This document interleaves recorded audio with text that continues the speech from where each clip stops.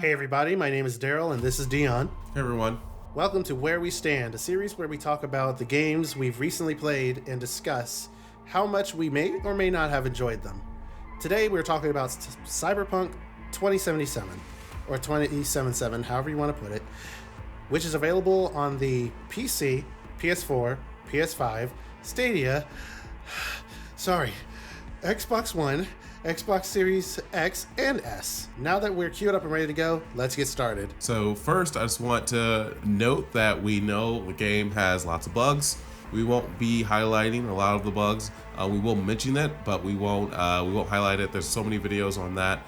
We're gonna let you go and look at other people for that, but we will talk about the game and where it is. So first, we're gonna talk about the series overview, just what we've played before and how we get to this game, right? So for me, The Witcher is the first game.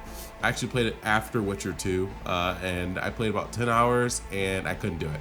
I played it a little late, and just the gameplay is just not for me, and I wouldn't have played the game back in the day either, probably, just because the gameplay what bothered me. I know the story was told to be good, but I couldn't get through it. Did you play The Witcher at all? Nope, my first Witcher was the one you let me borrow and keep permanently. It was The Witcher 2, Assassins of Kings. Yeah, which is that's my first experience, and it's funny, when I first played that game, I couldn't beat the first mission for at least 6 months. But yeah, you told me that about that. I thought it was weird. I was stuck. It was harder in the beginning than it was in the end. But after that first 6 months, I really was able to enjoy the experience and play through the game, and it was an awesome experience. And I played it on PC first. That's where I was stuck, was on the PC version. And then I got it on Xbox 360. Can't tell you why I got it on Xbox 360, but I did. Probably why you let me keep it. Probably why I let you keep it. But I beat it on Xbox 360. I think I just wanted to play on console or something. Maybe I was going through a console phase, and I played through that game and I beat it. And I loved Witcher 2. It's just such a good experience for me. Yeah, Witcher 2 was pretty sick. It was like I had said earlier, Witcher 2 was my first experience with CD Projekt and with the Witcher series in general. I didn't play the first one, but I really loved the world and whatnot of The Witcher 2, but that one was also very linear, so I wish that things were a little more open and I could do a lot more in it, and luckily I got my wish with The Witcher 3 Wild Hunt. If you want to take it from there, Dion. Yeah, The Witcher 3, it was a very big game for me. I was very excited. I loved The Witcher 2 at the time, and I was like, oh man, Witcher 3, this is going to be amazing, which it was amazing, by the way. And I played it right at release. I got through the whole game. It was long. Which is rare for him, by the way.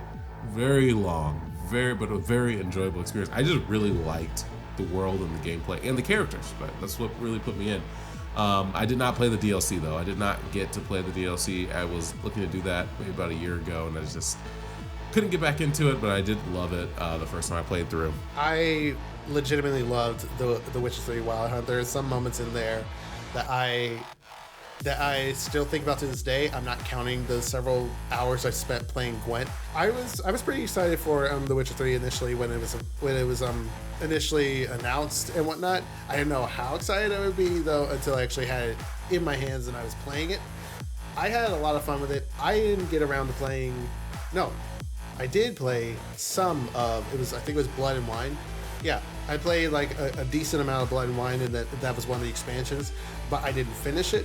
And I didn't finish the other one either, so I still have Witcher 3 waiting for me over there if I want to go back, which I might have one day, might not. I'm going to wait until there's a good drought period in game releases until then.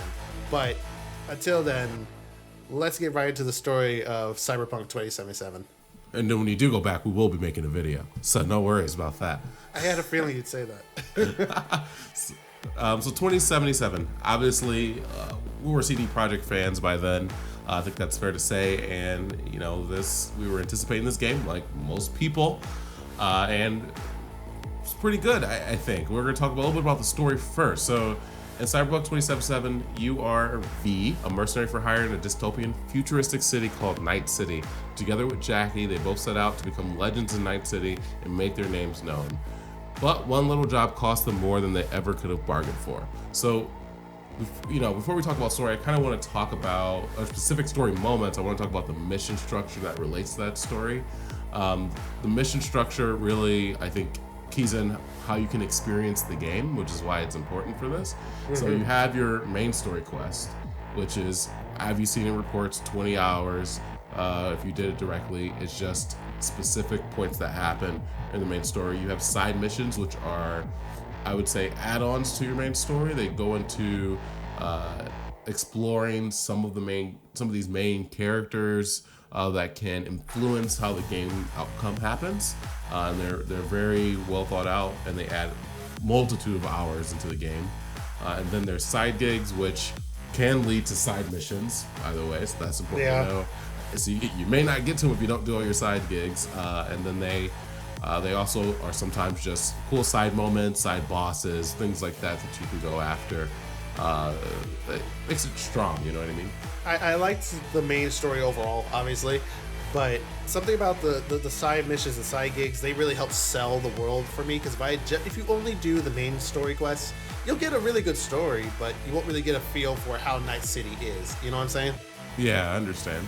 So among those side gigs and side missions, you'll be getting a lot of, I don't want to call them like forts like you would in like Assassin's Creed or anything like that, but you'll have areas like in some side gigs where you have to infiltrate and get a certain item, or where you have to go around and kill specific targets and whatnot, and you typically fulfill those for people in different regions of the city. You have Regina, you have Wakako, and I forget the I think there's a third one off the top of my head that I'm forgetting. But you do them for specific clients, and once you're done, you get paid. That's it. You have bonus objectives sometimes too, where if you do it with like stealthy, or if you do it in a certain amount of time, I believe, if I remember correctly, then you'll get a bonus item or a bonus amount of currency. The side missions, though, like you said, are more tied into the story itself, that involve major characters in the story, one of which, maybe two, depending on how you play your cards, will change the outcome of the game.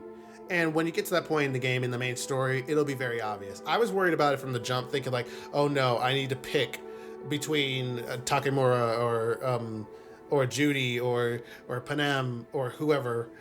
But no, you're going to end up doing all their stuff. In fact, you should do all of their stuff. You don't have to choose until a very obvious point. But moving on from there, let's talk about some of the key moments in the game. Sure. So I think this is probably the biggest key moment for me, and it really sets off the tone of the game from there. And it's Jackie and V invading Arasaka Tower. That's one of the biggest moments, key moments in the game. And as you progress, you start off, you're learning about Night City. You pick your beginning, which we're not really going to talk about that much, but you talk about your beginning. So I guess you could be a corpo or you get to pick that. And Corpo, then Street Kid. Hey, Corpo, Street Kid, and Nomad. Did you say pick Corpo? I didn't actually play Corpo. I played Nomad, but okay. Which I think you should pick Nomad as the best one. It's the only one I played, so I can't speak to that. I picked Street Kid, and it felt natural for me to just, as soon as Jackie showed up, I'm like, yeah, this feels about right. And that's how it is. So you pick your beginning, and then you do a couple missions where you're getting to know Jackie and V. That's how it works in the beginning, and maybe a couple other characters. And then after that, you really get an open world, and then you're able to go into this invading Arasaka Tower mission. There's a couple moments in there, but once you're in that Arasaka Tower, this mission, it's so cinematic, and you're like going into this beautiful, huge tower, and you're invading that, trying to steal, tech. I just think it's such a strong moment for me, because you get to see, it really launches the game. Right. This is where Johnny gets involved. Yeah, it's also where the game, in my opinion, sets its tone. Because at first it's very gung ho. When you meet Jackie in the game, at least from my perspective as a street kid, you meet him with the idea that you're going to take over Night City, which is the major goal that V and Jackie had together. I don't think that changes in your roots after you meet Jackie. I think everything preceding me and Jackie is the main difference. But after you meet him, that's essentially your main goal. That's my assumption. But after I met Jackie, doing the side gigs, doing these other things around town to increase my reputation. It had a very, you could tell there was some messed up stuff going on in the city, but it didn't really sink in until you got to Arasaka Tower and everything is going just fine. And then T-Bug, one of your companions, who you only meet with once when you're speaking with her, Dexter. Dexter is one of the dang it, I forget the title. He's the fixer. That's right. He's a fixer who essentially sets up jobs. T-Bug is your way in, essentially. She's your hacker, the one in the virtual space. T-Bug gets fried. I'm just gonna go straight into it. There you go. T-Bug gets fucking fried, and just the scream and it really you know that she freaking died there. And then after that, you're running away with the biochip that houses Johnny's persona. I'm gonna phrase it that way. And at one point, you jump down onto the glass on the building, slide down, fall through, and now the case housing the biochip is damaged, so Jackie has to slot it. I'm very interested, by the way, in whether or not Jackie might have seen Johnny, but guess we'll never know because Johnny dies. Sorry, spoiler alert. That's the other thing, by the way. If you watch the promotional material, one of the trailers is heavily spoilery. I knew from the jump that Jackie was going to die, not just because it was obvious. At least if I'm going to say from a storytelling perspective, they could have not done it. But you already showed it in the trailer that he dies in that same kind of way.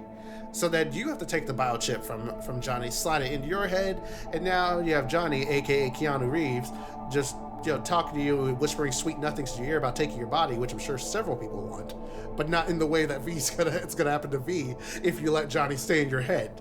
Right, and then that just continues as you go. Before we get too in detail, you got Johnny continuously as you do side missions. He continually pops up. He taunts you. Your relationship grows or doesn't grow depending on how you talk to him, and he's a that bit of just an asshole. Continuously.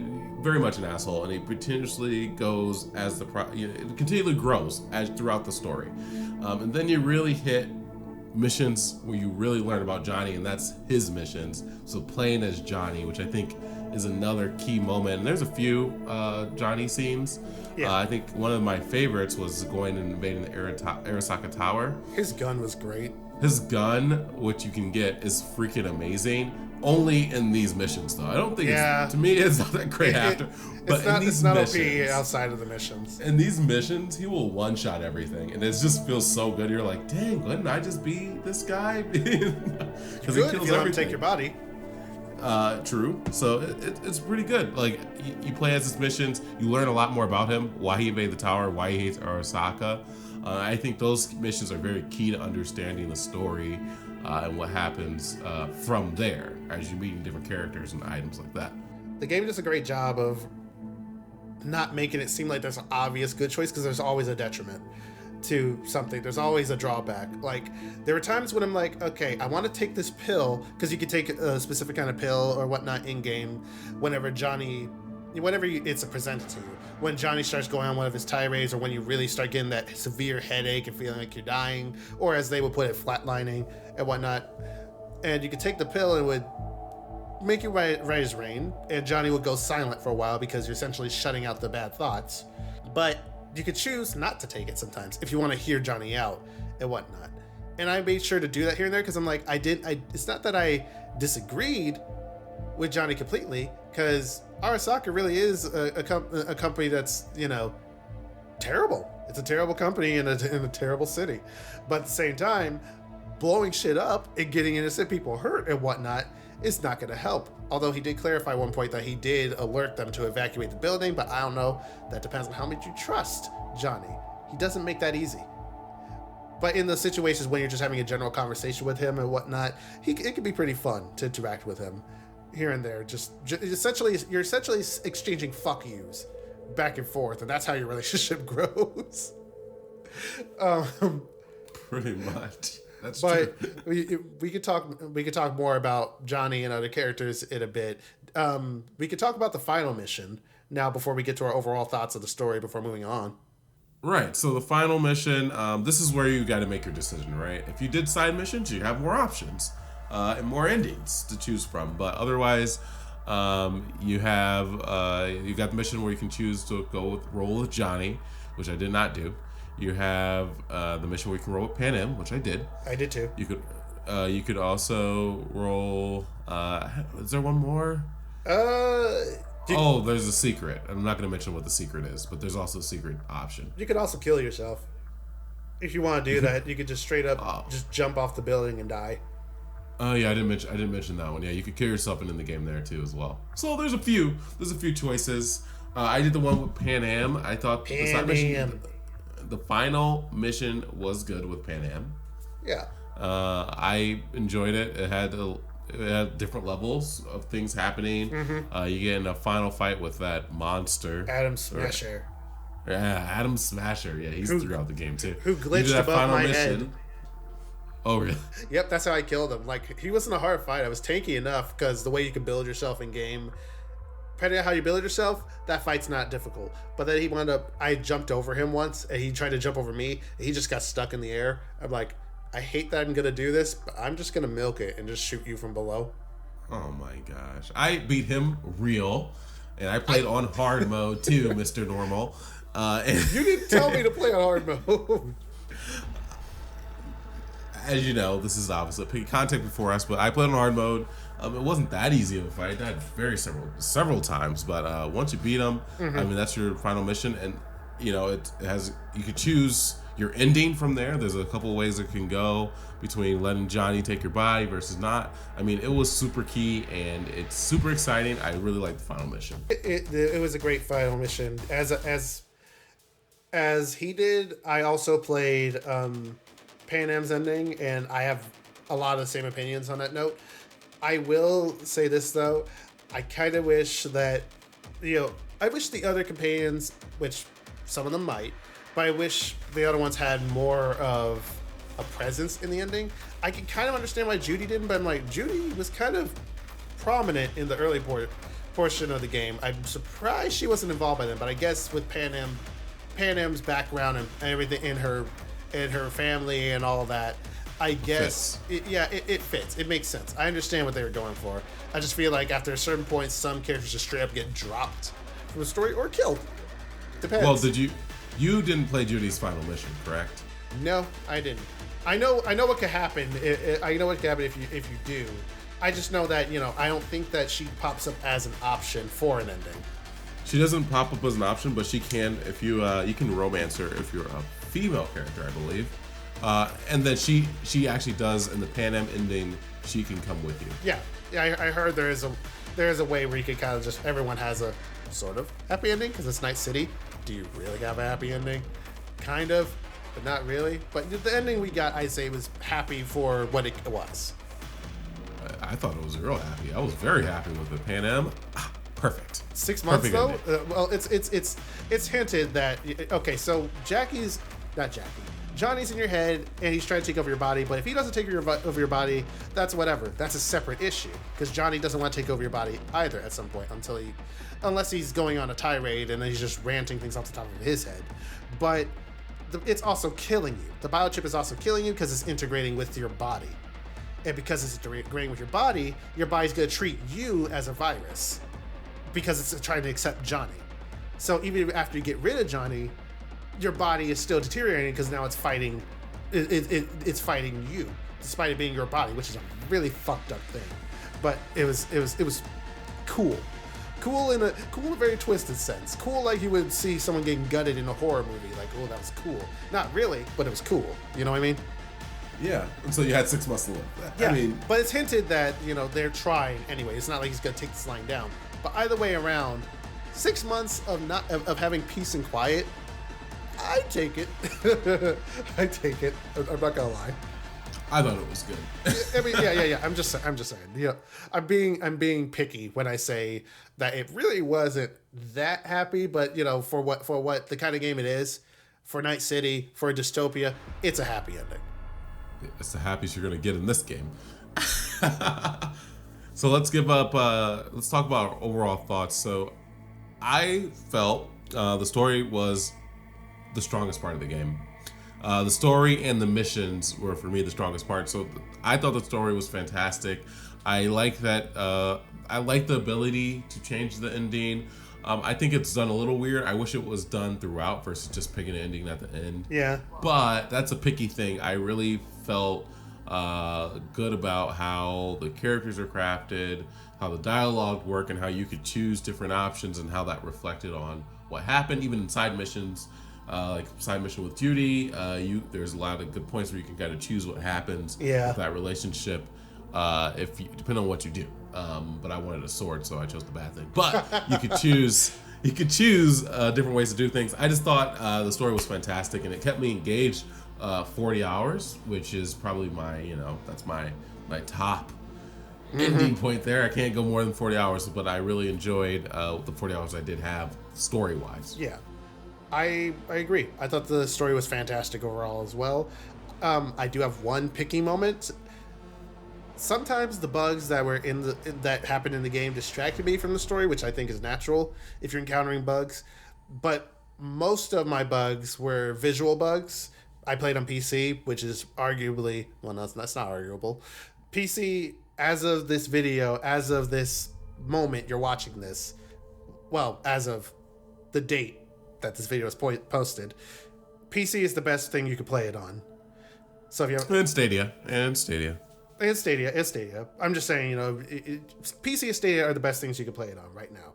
But I mostly have visual bugs, so sometimes it led to really silly moments or moments where characters' mouths wouldn't open and whatnot. I'm not going to go into too much detail with the bugs, but those distracted me a bit, but not enough for me to be like, I can't anymore. I just can't. I haven't had that moment yet, or I didn't have that moment at all. So it's whatever on that note. I thought the story was great overall. Agreed. So let's talk slightly about the characters briefly here. So we have V. Obviously, V is who you are as the mercenary that's trying to make a name for herself and become legend with Jackie. You kind of decide some of his dialogue, right? Because you're just making choices. Yeah. But I feel like his personality is there, so his voice is there. We're referring to or her. Yeah, he's saying his because he played a male V. I played a male V. And you kind of decide who this character is, minus the way they talk. But really, I think the key is the side characters and the main characters that are supporting the game. So Jackie, who is only available for... I can't put a time on it because it depends how much side content you do, but he's available for a short period of time. Arguably, he's there for maybe like the first 3 or 4 hours of the game. Right, and he's gone. Fun character, all personality, very strong personality, and he was a bro. He really sets a great tone. It makes you love him in the short time you have him, and then he just rips away. It's like, well, damn, okay, but he's good. Let's talk about Johnny. Obviously, Johnny is key to the story. Keanu Reeves. You can't get anyone better than that, right? So they chose Keanu Reeves. I think he was good. People say his performance is flat. I felt the performance is him. Yeah. I first of all, I feel like that was very much just Keanu Reeves. I've seen him. Yeah, when in the movies I've seen him in, he has a range, not a very wide one in my opinion, but he definitely has a range that he can play from. But Johnny, to me in general, is naturally flat. That's just I feel like that's just how Johnny is. That's how the character is. It's intentional, and I think it's good. I actually liked Johnny throughout the game. I did not feel his.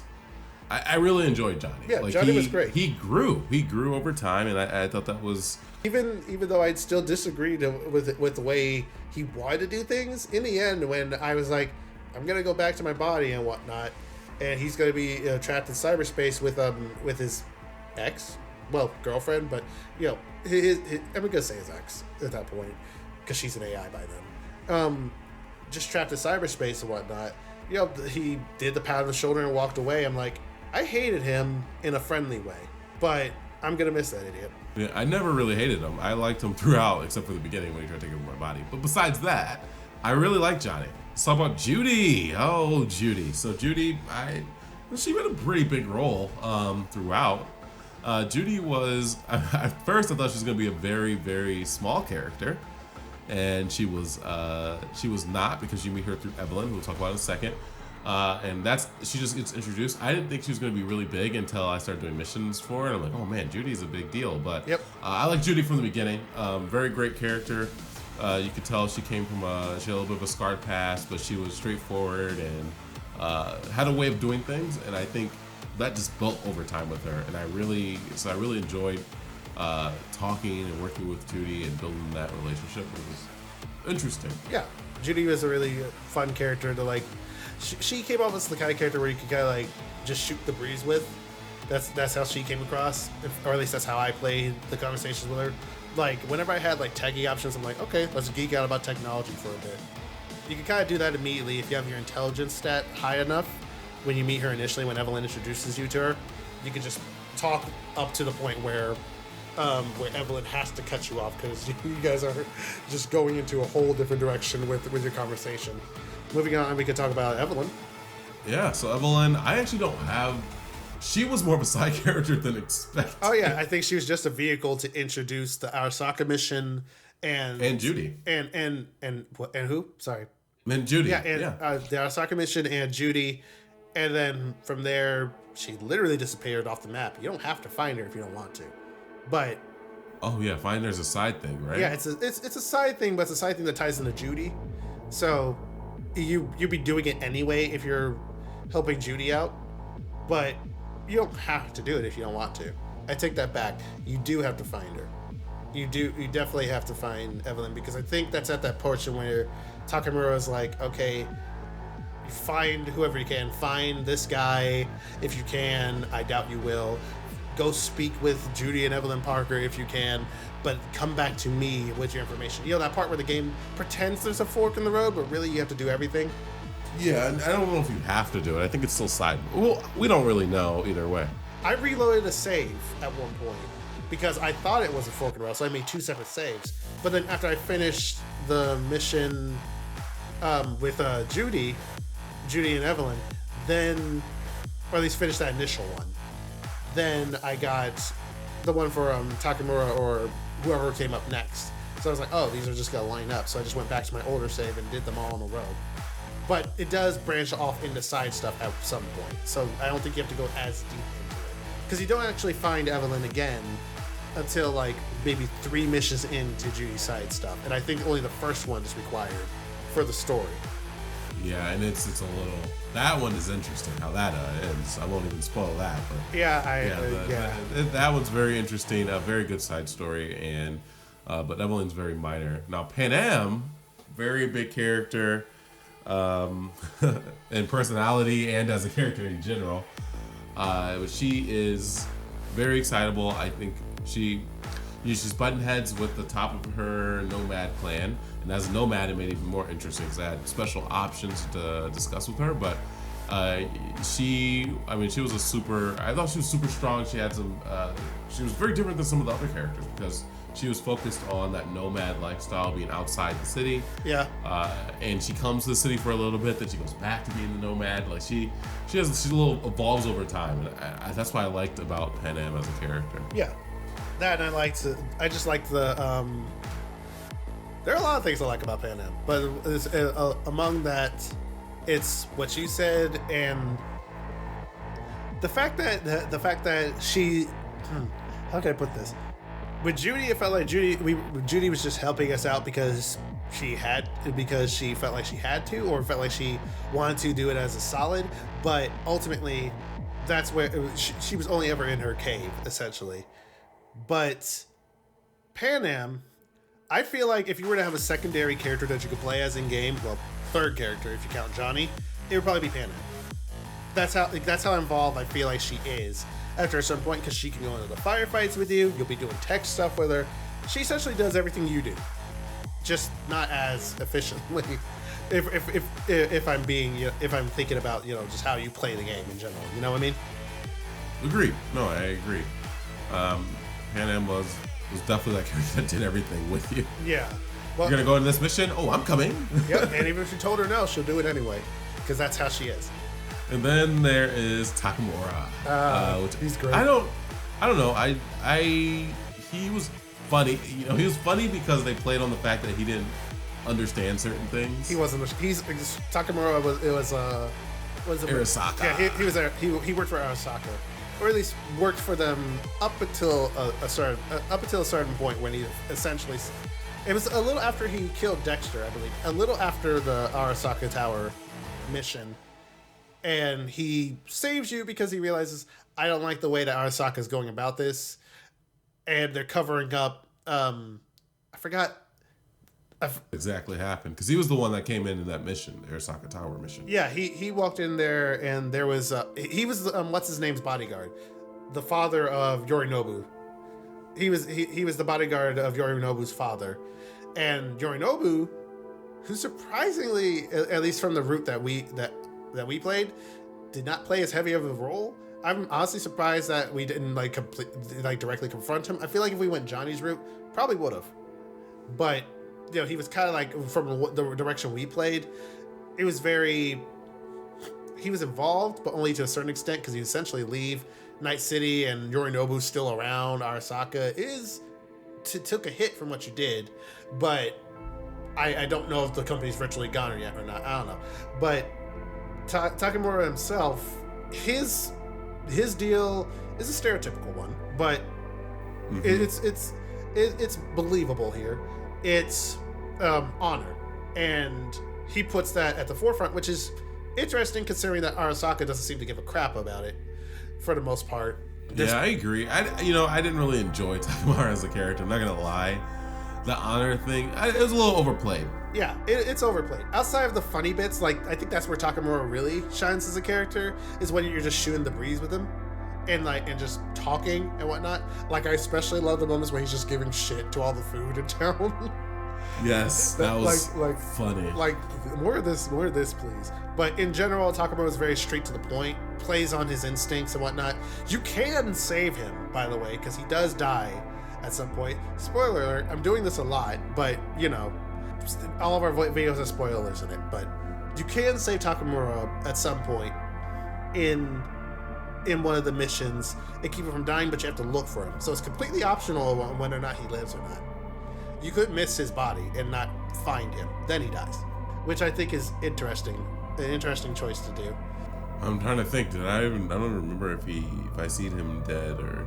You don't, when you're escaping, when Johnny wakes you up, quote unquote, it says, we gotta go, we have to leave, you know, and you get up and you try to escape. As you're escaping, you can look around for Takamura.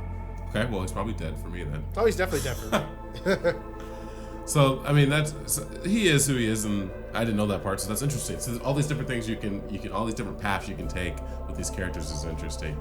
There is, that's all the characters we listed, but there is a couple more characters I really want to highlight, and I don't know their names, I apologize. But they're the Corpo, people that were, whether they're part of the Senate or they're part of some election authority going for the mayor. It's like there's a guy and then there's a girl that you're talking to. They go to their apartment. They're married. They go to their apartment. Did I do that one? Either way, let's talk briefly about it. I'll talk about it. I don't know the characters' names. You guys will know once you play the game. But these characters, they are. It's funny because they're like in this side mission and they're being controlled. You find out they're like being controlled by. And then, they're like inside their walls. It's so crazy. Like this is the craziest thing in the world to me. Like it was.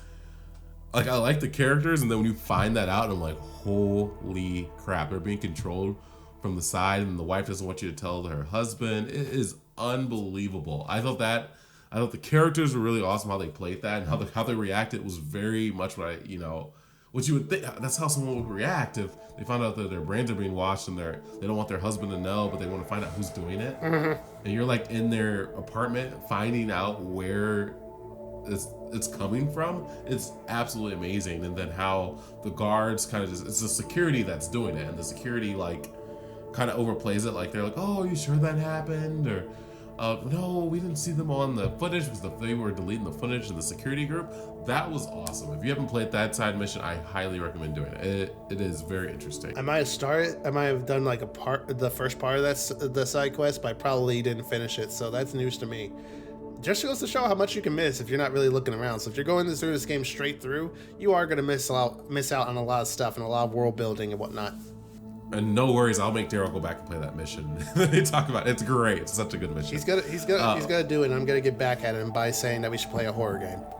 Oh no, not happening. He says that. Not happening. Setting.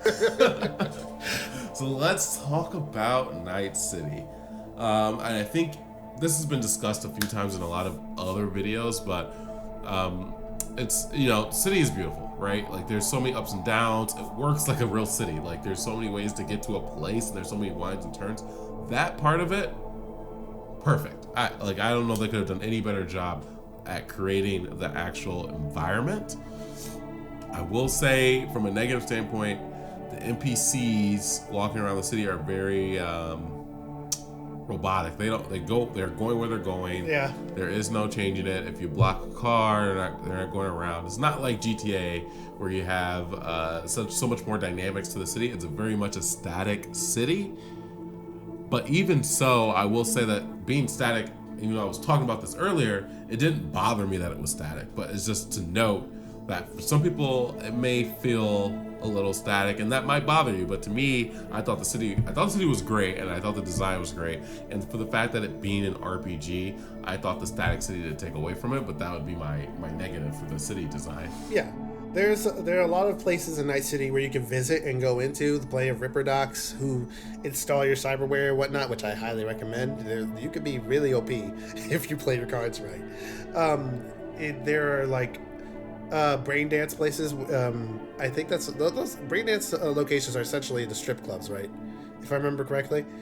Yep. I don't think it's exclusive to that, but that's definitely one of the places. Brain dancing, by the way, we'll probably discuss this a little bit in gameplay. Brain dancing is essentially when you have to put on this headset and you can rewind and fast forward in someone else's cyberware or something like that. You can see think of it like a flashback that you could look into from any angle depending on who and what was in that scene. That's you get a good idea of what that is in the Arasaka Tower mission, because you have to do that for a little bit. Moving on, Night City in general for me is very immersive in its atmosphere and the ads. Oh man, the ads. Some of those you're not going to get away with if you're playing on certain platforms. Oh yeah. They went balls to the wall with that one, pun intended. Besides that though, I do agree that while there is a wide variety in NPC design, you are going to see a few of them over again, but I think that at that point that's just how NPCs are in open worlds. You're not always going to have unique NPCs around the world. Not everywhere at least. But even then they are static. The most they're gonna react to is if you're shooting or if you're killing someone. Otherwise, they're just walking and going about their business. They might shout at you, sure, if you like bump into them, but they are very much just going about their way. But with that, that's the setting in a nutshell. We can dive right into the gameplay. Right, and I think we should talk about brain dance first, and the reason is I do have another character / story I want to talk about within brain dance. So. Brain dancing, we talked about it. You can rewind and revisit other people's perspective. Yeah. And I think I really want to talk about a specific spot, and this is when the side character is the police guy. I have his name in my head, but you find out that his nephew, I believe, got kidnapped. Mm-hmm. And you go into this is where it like becomes horror all of a sudden for a brief second here. And you get into the killer's mind, and you get to see what he's doing to these guys. Holy crap. And it's just how they can use that to see perspective. So awesome. Like how they do that in the brain dance gameplay, and you're seeing that perspective, and you can kind of look around the world and see what's happening, kind of understand where things are. That's how the detective work is done. It's just super awesome. There's also another opportunity where it happens is when I believe the mayor is killed. There's like some gameplay where you're going through that memory. And that is also as interesting. This is the same guy, where you get to see kind of what happened from someone else's point of view. And and you have to kind of go get that brain dance information, like you have to go get the chip, and that's how you can relive it. Yep. But that's awesome gameplay. I love that they did that, and it works so well. And from there, we could talk about the gunplay and melee. I thought it was serviceable, but clearly it's not. This game was not intended to be a shooter. Some guns feel good. Dion could probably talk at length about shotguns. I used a shotgun. I thought the shotgun was freaking awesome. You can actually tweak and upgrade your gear too, but with a crafting system. There's a light crafting system in the game where you can make weapons and upgrade and beef up your stuff. That's why I didn't have to switch any of my weapons for a while, because I just kept upgrading the stuff that I liked. I remember I had a shotgun that that for as much damage as it did, it was non-lethal. And it also set people on fire, which is just a weird contradiction. Like, they're not going to die. It's non-lethal. I have a non-lethal mod in this gun, but it sets them on fire. Yeah, but they're not going to die. They're just going to fall over and burn. But they won't die. It's pretty funny. So, the gunplay, I agree with you. It's serviceable. It's good, though. I mean, it's good. Some of the guns, some of the iconic weapons are really the big deal. Some of the iconic weapons feel really good to use. I did a lot of melee. I was a katana user, along with pistols. I don't know if I'd stay a katana user a second time, though. It's good. The melee is all right. It has some nuances to it. Like you can hold and do a charge attack, and you can do quick attacks and heavy attacks. So they actually did do some work on the melee as well, which was pretty cool. Yeah. So I got to intend that, but there's so many different ways, and I think we kind of hit on the character customization. So let's talk about that briefly. There's so many ways to build your character. So many ways. Like, all of our friends played differently. One only used hacks to win. Daryl, as he mentioned, just ran it with shotguns, and he used baseball bats as well. And I was jealous because his weapons were always so strong, but I'm blaming it on normal mode. Yes, I'm saying it again. You could say it. Half the time I was hacking people too. I was stealthy when I could be, but that's also because the AI was crap. AI was crap. I didn't put any stats into stuff. I just did it because it was easy. and then I did katana as well. And I played katana and pistols, which was all about dexterity and quick kills.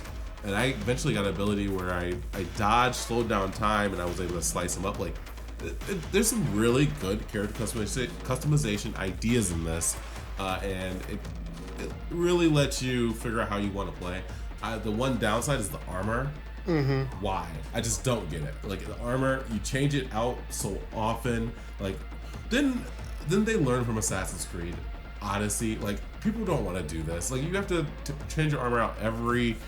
You're assuming that they paid attention to what Ubisoft was doing. Agreed. I am assuming that, but I'm just saying, like, you just gotta switch. You had to do it in The Witcher 3 as well.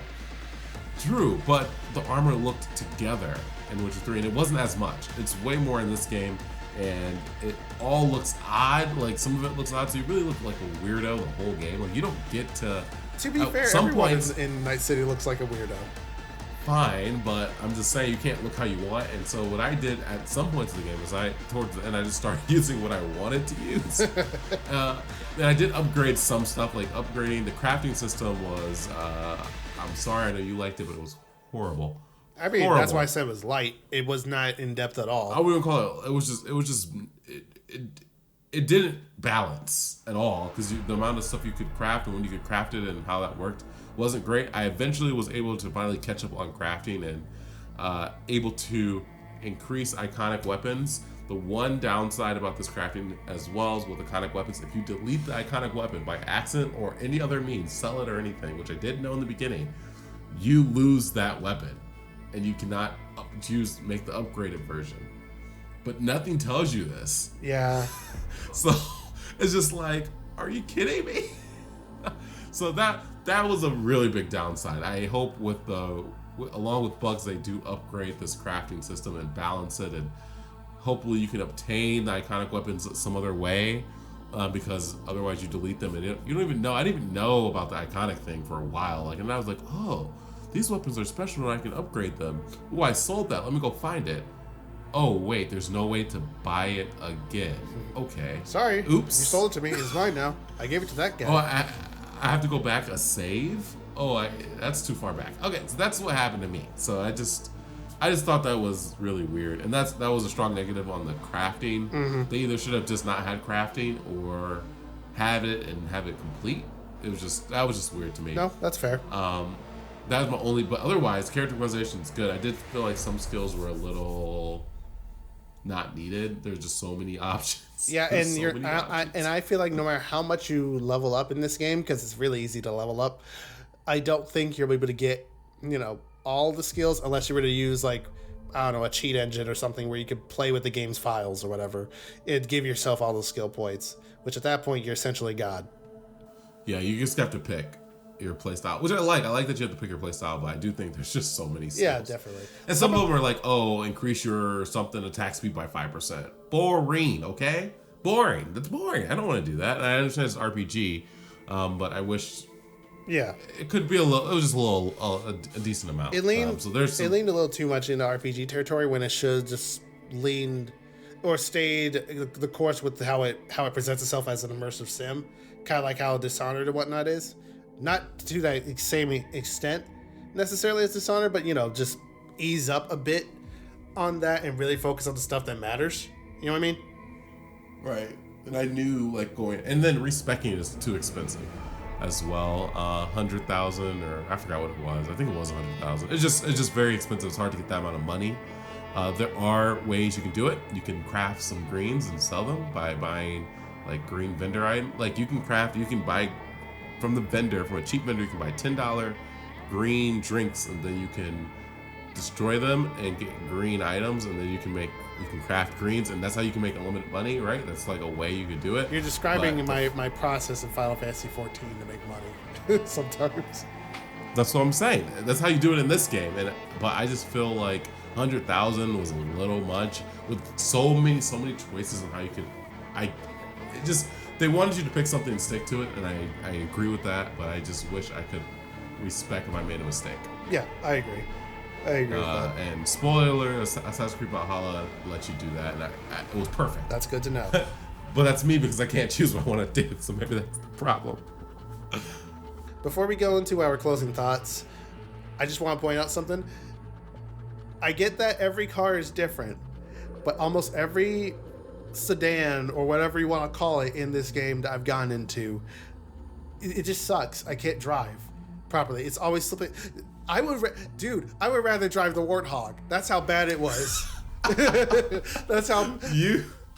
Yes, you and driving never. No. Here's the thing. When I got on a motorcycle, it was fine. I could drift around the corner just fine. It felt like the grip was there. But when I got into like V's car, his basic car, I'm sliding everywhere. I'm like, what is this? I get that this might be 2-wheel drive, but this is ridiculous. I'm gonna. Usually, I can take your driving thing with a grain of salt, but this one, I will agree. The driving was like, dude, just copy Grand Theft Auto. Like at 5, I don't get it. Like it just was so difficult. Like I get that the streets were like crowded and there were a lot of like near turns and whatnot, so you probably didn't want to be going super fast. But the problem is these cars did go really fast. Half the time I did have to turn. Like unless I was out in the boonies. Did you ever get this? No, the boonies was rough too because the turns were so bad there, and then you end up off the road. Did you ever get the fastest car in the game? No, I didn't want to. So I got the fastest car. I did it for a while, and then I ended up getting Johnny's car. It was a little slower, but I was like, my life will be much happier with this thing. That's how. I mean, it's realistic, I guess, but it wasn't fun. Yeah, being drafting around, but driving was fun. But some of the turns and stuff was annoying. I would say I shouldn't say it's not fun. It was just annoying. It was to deal with. It was like, oh my, and maybe it's because they're playing on mouse and keyboard. If we had played it on the controller, maybe it was a little easier. But I mean, I wasn't gonna keep switching, so it needs to be patched. Let's go with that. Yeah, or those wheels just need some new tires, or those cars just need new tires with some grip. Or you need to go the speed limit. One of the two. So, oh man, even when I do, some people just get in the way. Like, I'm not trying to drive on the sidewalk, but this pedestrian wants me to hit them clearly. Even if I tap them a little bit, the police are just like, we know where you are. Like, what is wrong with you people? Yeah, if you hit anyone, it's like the police are on you, like freaking. Forget getting away with the police. It's better to just. I reloaded my saves, or something like that. If the police were on me, because I tried fighting them once, like they just lay into you. And at that point in the game where I was at, I was not strong enough to think I could take them. Like no, they will fuck you up. Agreed. But that's that. I believe we already discussed dialogue, at least to an extensive extent, correct? Agreed. So I think we should move on to our closing thoughts. So what do you think, after playing this game, 40 hours, about how do you feel? Well, I'm going to jokingly say you could befriend a vending machine. You can. It's a side mission, and it's actually pretty funny. You need a certain amount of strength to move the thing that's required to finish it, but it's funny. But besides that, I think Cyberpunk 2077 is a great game that's held back by a lot of bugs. I won't go into too much detail here, but whoever decided the game couldn't be delayed a little further and said release it now, I think they fucked up. We could talk into more detail about that another day or something like that. I'm not going to go into the full rant that I wrote out here because we discussed a bit of this before we even started recording. I'm just going to be transparent about that. But I have my views on that, but Cyberpunk 2077 is a great game. It's just, I wouldn't recommend, unless you're on PC or Stadia. I can't believe I just said that. Then, yeah, he knows I have my gripes with Stadia. I heard that. Stadia. I heard that click of the tongue. That can't escape me. I think unless you're on PSP. Don't play this on a PSP. I think unless you're on a PC or on Stadia, I will wait. Unless unless this video is outdated by whenever you're watching this, I wouldn't recommend getting it on PS4 or Xbox One. Get it on PC or Stadia if you can. Otherwise, besides that, you're in for a ride. It's a really good game. Contrary to what some people may say, my expectations for Cyberpunk were not high to begin with. I was like, it's gonna be a cool game. That's been my attitude ever since it was announced. It's gonna be a cool game. My expectations were relatively not low, but they were just kind of like sitting there. I knew that a lot of stuff they presented and whatnot. Well, I didn't know as much as I do now, obviously. A lot of us know more now than we thought we knew. But a lot of the stuff that was showcased and whatnot, I expected some that's going to change, some that's going to get scaled back. I'm going to wait until the game is about to release and see how I feel about it. Then I got it and I played it. I'm like, yeah, this is about, bugs aside, this is about what I expected, and I wasn't disappointed. Did I want more? Sure, but not to the point where I would say I'm disappointed. So that's my view on it. It's a good game.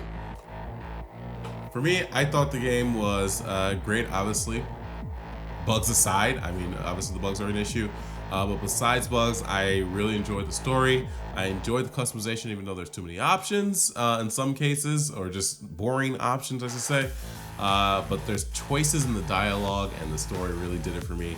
And kept things exciting. I like that I was able to be a katana wielder in a gun game, the game that's about using guns, so that was cool for me. I always like playing melee, so I really enjoyed that. I could go my own route, and I liked the length of the game. I have to say this, and I didn't write it down here, but the length of the game for me was great. I liked that you could beat it in 20 hours if you wanted to. You could do some of the side missions, you could do as much as you wanted and get the experience you wanted out of it and complete it. I didn't think I was going to like it when I heard, it's 20 hours, but when I played it, I really enjoyed that it was a reasonably sized game. I didn't feel like it overstayed its welcome, which happens a lot for these open world games to me. Yeah. It was great, perfect. The timing, I ended about 40 hours. It was great, perfect. That's where I wanted it to be, and I really enjoyed that part of it, and I liked the side content. It was good. It wasn't boring. random do something kind of side quest. It was like real side quests that had a payoff that really held your interest. You get these cool iconic weapons in some of these side quests. That was awesome.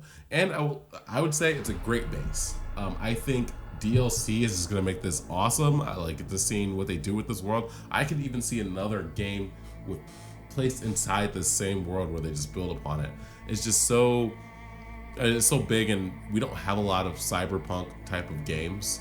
We just don't have a lot of games that are centered in that environment. Yeah. That getting more of this would be awesome. So that's how I felt about it. So kind of to close us out here, I think that's all we got for now. Thanks to all of you for stopping through and listening here at DuoQueue. If you think we might have glossed over something big or might need to expand on something more, feel free to say so in the comments. Or if you want to throw your own opinion in the hat, then feel free to. But until then, next time you're waiting for a party or searching for a lobby, feel free to tune in again while you wait. See ya. Later, guys.